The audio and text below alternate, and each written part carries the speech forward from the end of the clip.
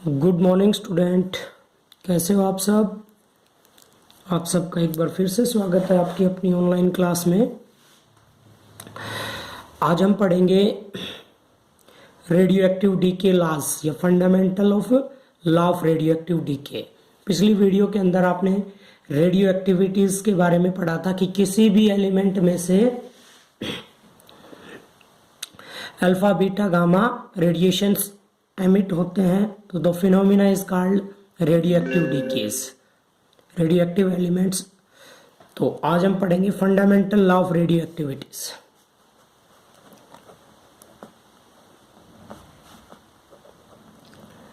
Fundamental law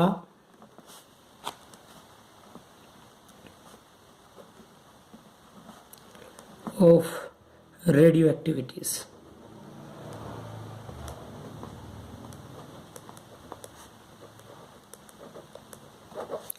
fundamental law of radio activities. देखिए कैसे काम करता है ये फंडामेंटल लॉ। क्या कहता है fundamental law? The rate of disintegration, the rate of disintegration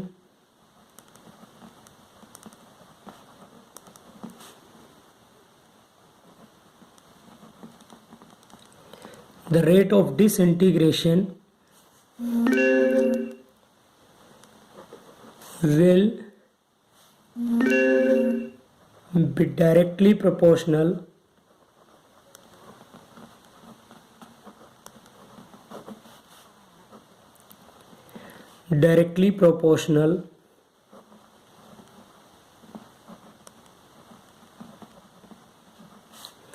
to number of atom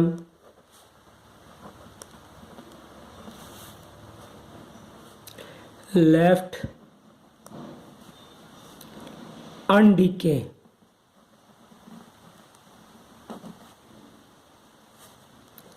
in the sample या in the substance या in the atom। देखिए कैसे और क्या फिनोमिना है, एक बार फिर पढ़ते हैं। Rate of disintegration, the rate of disintegration will be directly proportional to the number of atom left undecayed in the sample. कहता है कि रेट ऑफ डिसइंटीग्रेशन, एटम्स की निकलने की रेट किसके डायरेक्टली प्रोपोर्शनल होगी? नंबर ऑफ एटम्स लेफ्ट, कितने बच गए अनडीके इन द सब्सटेंस। आप इसको ऐसे समझ सकते हो कि आपके घर के अंदर टूटी लगी हुई है पानी की, जो जिसमें पानी कहां से आ रहा है? ऊपर से, टैंक से पानी आ रहा है। तो उस टैंक के अंदर जितना ज्यादा पानी होगा उतनी ज्यादा स्पीड से टूटी के अंदर पानी आएगा। जितना ज्यादा टंकी में पानी होगा उतनी ज्यादा स्पीड से पानी आएगा। तो उसी तरह से जितने ज्यादा नंबर ऑफ एटम्स अनडीके बचे रहेंगे उतनी ज्यादा फास्टली रेट ऑफ डिसइंटीग्रेशन होगा, उतना ज्यादा रेट होगा डिसइंटीग्रेशन का। ठीक है, तो समझ गए आप इस एग्जाम्पल से कि जितना ज्यादा उतना ज्यादा रेट, जितना ज्यादा अनडीके सब्सटेंस, अनडीके एटम्स होंगे उतने ज्यादा एटम्स बाहर निकलेंगे। ठीक है, तो इसको हम प्रूव करते हैं कि किस तरह से। मान लीजिए rate of disintegration, rate of decay. गला थोड़ा सा खराब है। dn by D T, negative sign इसलिए यूज किया यहां पे कि डिसइंटीग्रेशन हो रहा है, डीके हो रहा है, कम हो रहा है। ठीक है, negative sign shows the number of atom in sample goes on decreasing. मान लीजिए in total number of atoms, total number of atom initially कितने थे? हमने ले लिया n0। Number of atom in substance in sample initially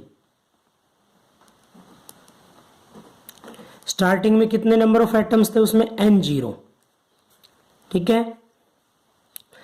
और dn number of atoms disintegrate हुए dt time में, dt टाइम में कितने एटम्स बाहर निकले dn, और एट एनी टाइम t। तो ये जो डिसइंटीग्रेशन की रेट है वो किसके इक्वल होगी, let n be the number of atoms left at time t, let n is number of atom left, कितने बच गए n number of atoms at time t, t time पे n नंबर ऑफ एटम्स हैं। तो ये जो law हमने पढ़ा, ये लॉ क्या कहता है कि rate of disintegration minus dn over dt, ये रेट किसके डायरेक्टली प्रोपोर्शनल होगा, number of atoms left at that time, उस टाइम में जितने नंबर ऑफ एटम्स लेफ्ट है वहां पे। तो यहां पे हमने लगा दिया dn over dt is equal to lambda into n। Lambda इसकी जगह रख दिया decay constant, lambda is decay constant,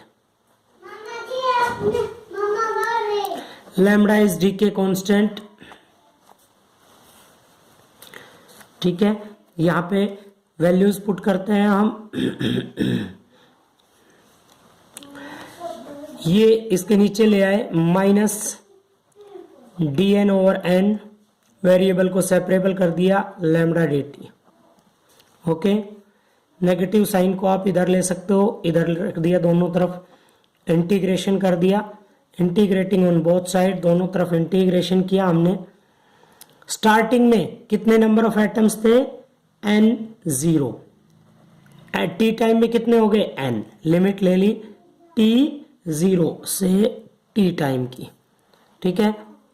limit कैसे पुट की फिर देख लो, 0 टाइम पे कितने एटम्स थे उसमें n0 स्टार्टिंग में, t टाइम पे कितने रह गए n, तो ये लिमिट्स पुट कर दी। 1/x इसका इंटीग्रेशन क्या होगा log ऑफ x, तो log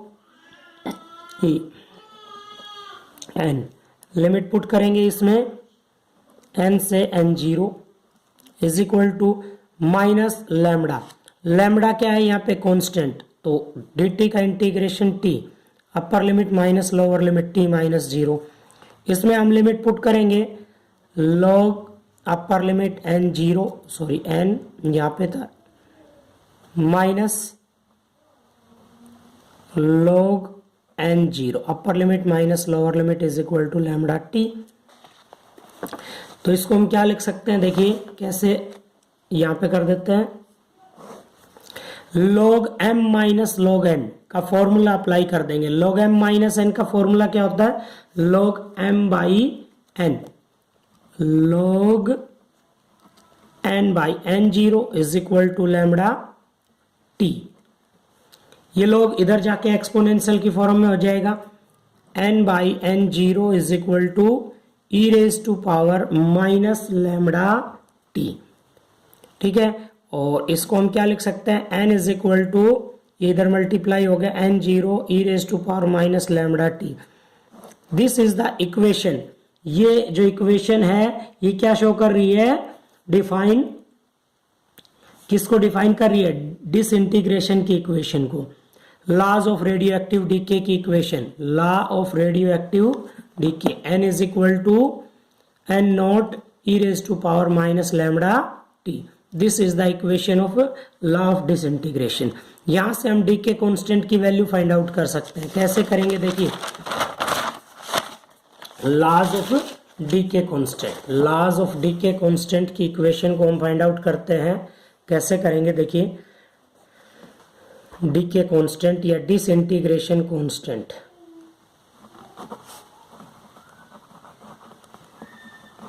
कैसे करते हैं, इक्वेशन क्या थी, n is equal to n not e raise to power minus lambda t।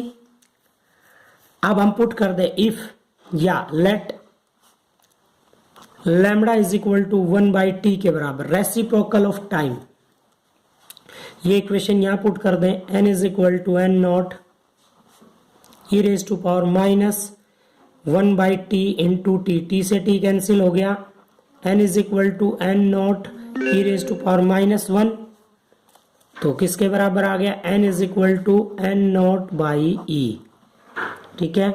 और 1 बाई ई की यहाँ पे हम वैल्यू पुट कर सकते हैं, तो किसके बराबर होगा, decay constant will be equal to lambda की वैल्यू किसके बराबर होगी, reciprocal of time in which atoms left, कितने एटम बच जाए, 1 by e times of initial number of atoms, initial number of atoms के 1 by e time number of atoms बच जाए, तब डी के कॉन्स्टेंट किसके बराबर होगा, रेसिप्रोकल ऑफ टाइम के रेसिप्रोकल के, ठीक है। यहां से हमने डी के कॉन्स्टेंट की वैल्यू फाइंड आउट की।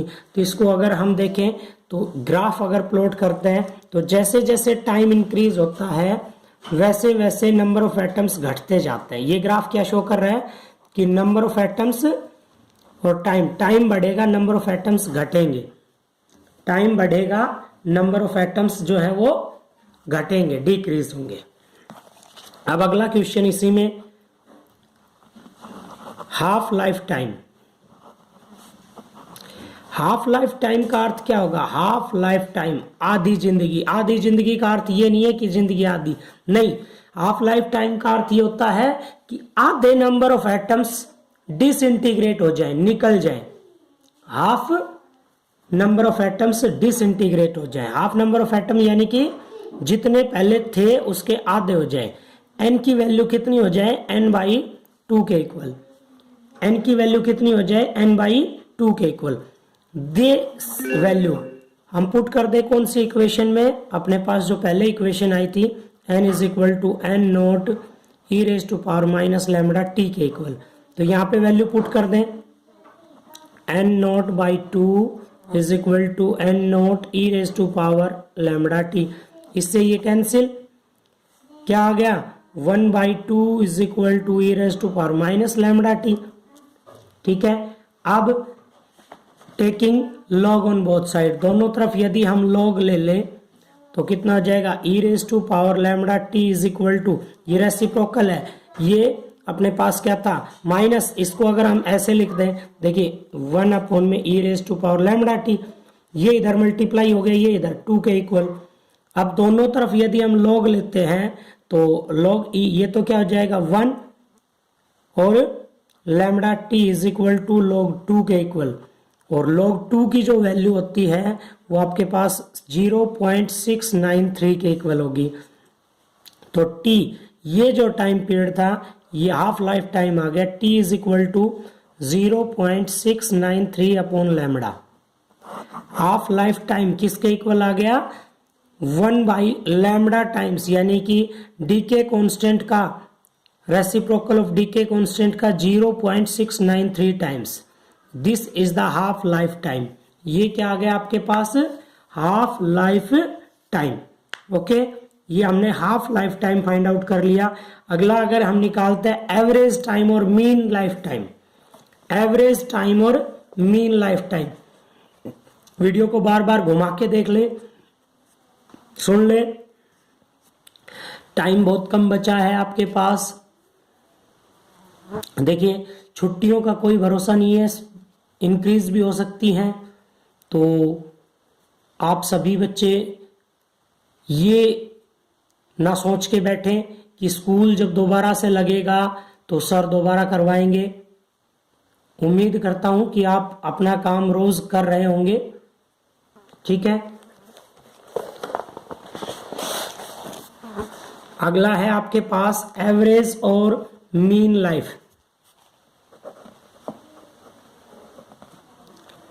एवरेज और मीन लाइफ टाइम। एवरेज और मीन लाइफ का अर्थ है औसत। एवरेज टाइम निकालते हैं हम, किसके इक्वल होगा, average life is the ratio of, average कैसे निकालते हैं, टोटल एज अपॉन में टोटल नंबर ऑफ एटम्स। तो T is equal to average life किसके इक्वल होगा, total age of all atoms, सभी एटम्स की टोटल एज अपॉन में total number of atom, total number of atom in the sample, उस sample के अंदर total number of atoms.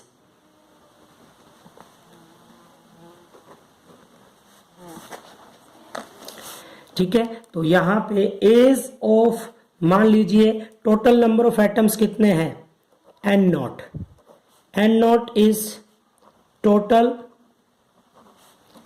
Number of atom, total number of atoms n not या n zero जो starting में लिए थे हमने वो है।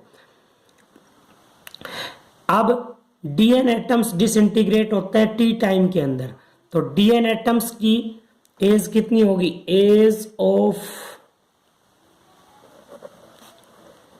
डीएन नंबर ऑफ एटम्स जो टी टाइम में डिसइंटीग्रेट होते हैं किसके इक्वल होगी, टी टाइम के अंदर इंटीग्रेट हो रही है डीएन की एज, तो टोटल एज कितनी आ गई, टी को हमने डीएन से मल्टीप्लाई कर दिया, तो total age of all atoms क्या निकाल देंगे, इनका integration, total age of all atom,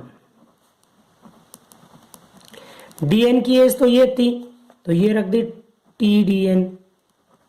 ठीक है, कितने नंबर ऑफ एटम्स हैं स्टार्टिंग में, एन जीरो, होने कितने हैं, बिल्कुल खत्म, बिल्कुल खत्म यानी कि बिल्कुल फिनिश जीरो, तो ये सब की एज आ गई, तो एवरेज एज कितनी आ जाएगी, टोटल एज को टोटल नंबर ऑफ एटम से डिवाइड कर दें,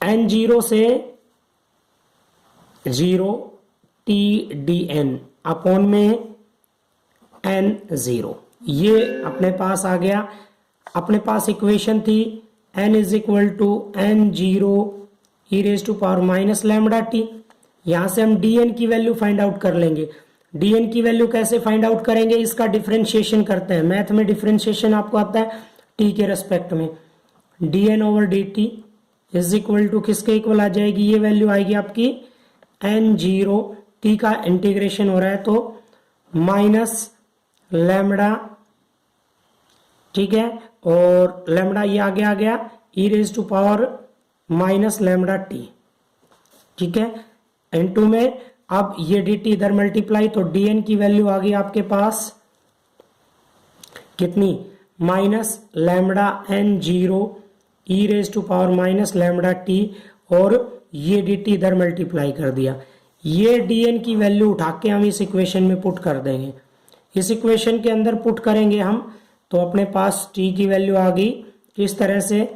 आप देखिए अब लिमिट भी चेंज हो जाएगी, लिमिट कैसे चेंज हो जाएंगी, स्टार्टिंग के अंदर कितने एटम्स प्रेजेंट थे एन जीरो, और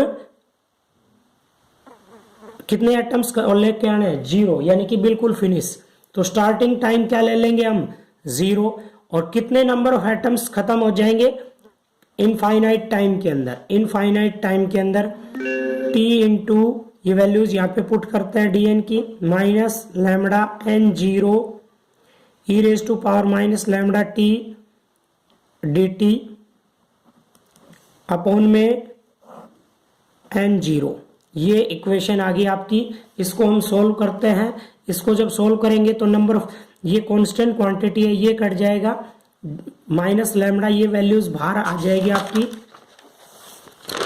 तो आपके पास बचेगा केवल क्या, देखिए इसको जब हम सॉल्व करेंगे तो एवरेज टाइम किसके इक्वल आ गया, माइनस लैम्बडा हमने बाहर रख दिया, टाइम की लिमिट जीरो से infinity t e raise to power minus lambda t d t, ठीक है, इसका हम इंटीग्रेशन कर देंगे, इंटीग्रेशन बाय पार्ट्स, तो जब वैल्यू पुट करेंगे तो आपके पास आएगा 1 लैम्बडा के इक्वल, किसकी वैल्यू आ जाएगी 1 लैम्बडा, एवरेज टाइम किसके इक्वल आएगा, reciprocal of decay constant, average time किसके इक्वल आएगा, reciprocal of decay constant, we no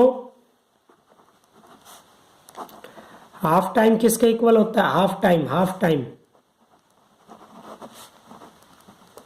पिछले टॉपिक में हमने फाइंड आउट किया था किसके इक्वल था हाफ टाइम, 0.693 अपॉन में लैम्बडा, इसके इक्वल था, यहां से यदि हम लैम्बडा की वैल्यू फाइंड आउट कर ले तो ये क्या आ जाएगा lambda is equal to 0.693 upon में टी के इक्वल। ये वैल्यू उठा के यहाँ पुट कर दे तो एवरेज टाइम और हाफ टाइम में रिलेशनशिप, एवरेज टाइम को हमने टी टॉर्क जैसे लेटर से डिनोट कर लिया, इसका रेसिप्रोकल टी अपॉन में 0.693। एवरेज टाइम और हाफ टाइम में रिलेशनशिप किसके इक्वल आएगा, 1 अपॉन में 0.693 को करते हैं तो ये आ गया आपका 1.44 अप्रोक्सीमेटली टी। यानी कि average time half life time में क्या रिलेशनशिप है, एवरेज टाइम किसके इक्वल होगा, 1.44 times of half life time. Half life time average time क्या है ये कि कोई भी सब्सटेंस था रेडियो एक्टिव सब्सटेंस, उसमें से जो एटम्स निकल रहे थे अल्फा बीटा गामा, उनकी एज आधे नंबर ऑफ एटम्स निकल गए, वो समय वो टाइम क्या कहलाएगा, हाफ लाइफ टाइम। एवरेज कि एवरेज टाइम कितना आएगा, एवरेज टाइम ये आएगा 1.44 times of half life time. ठीक है।